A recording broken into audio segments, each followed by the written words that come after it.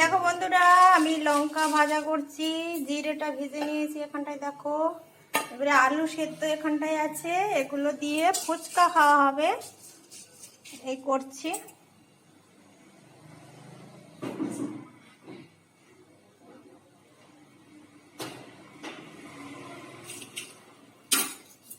লঙ্কাটা ভাজা হয়ে গেছে।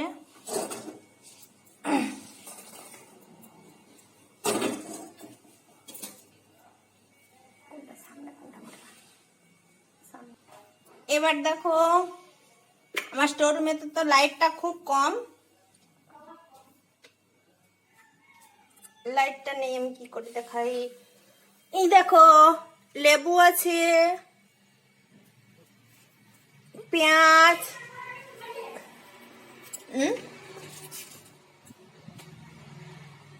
এবার দেখো তেঁতুলটা নেব, এগুলো সব সরঞ্জাম রাখছি।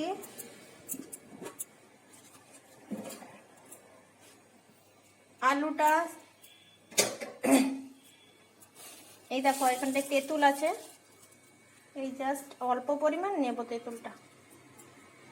কতটা লাগবে, যেরকম টক যেরকম পারো খাও নেবে, আমি কমটাই নিই।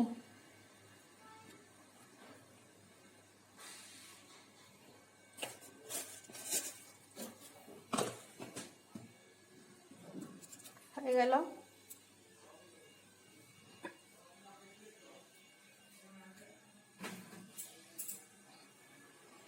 এবারে দেখো, আলু সেদ্ধ, এক পেঁয়াজ, লেবু, তেঁতুল, আর বাকি জিরে লঙ্কা ভেজে নিয়েছি, ওগুলোকে গুঁড়ো করে নেব।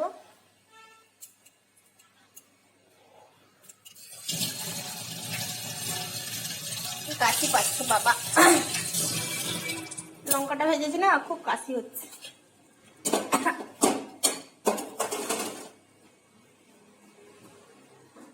এবার চলো ওটাকে আমি গুঁড়ো করে ফেলি।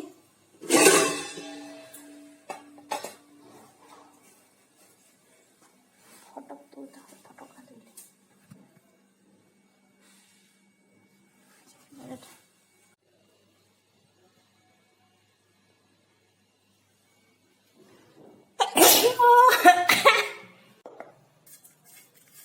দেখো, আমি এগুলো গুঁড়ো করে নিই। এখানটায় আমার চাকতি টাকতি নেই, আমি একটা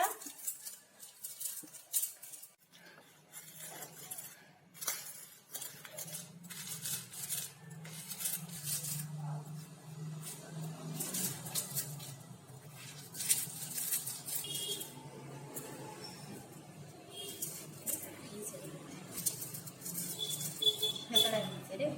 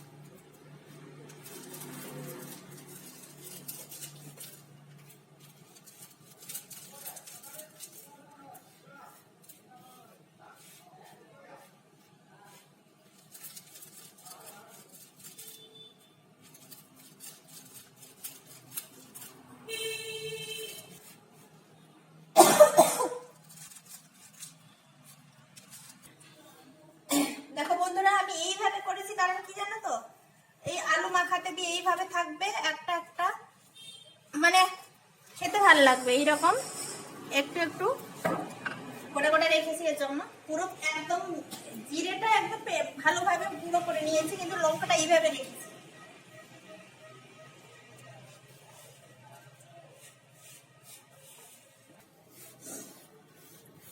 দেখো বন্ধুরা, আমি এইভাবে করে করে নিয়েছি। এই লঙ্কাগুলো একটু একটু এরকম দানা মতো রেখেছি, কারণ এগুলো যখন মুখে লাগবে একটু চিবোতে ভালো লাগবে, টেস্টি লাগবে। জিরেটা একদম পুরো গুঁড়ো করে নিয়েছি, এই দেখো একদম গুঁড়ো হয়ে গেছে জিরে। লঙ্কাটা এইরকম একটু রেখেছি। এবার আমি এই ছোট্ট একটা ডাব্বার মধ্যে রেখে দিচ্ছি।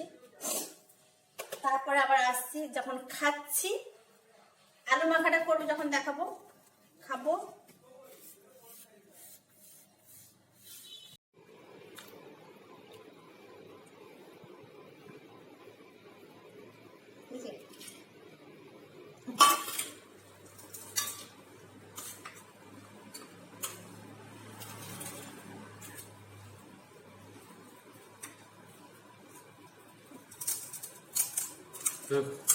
এরকম দাও।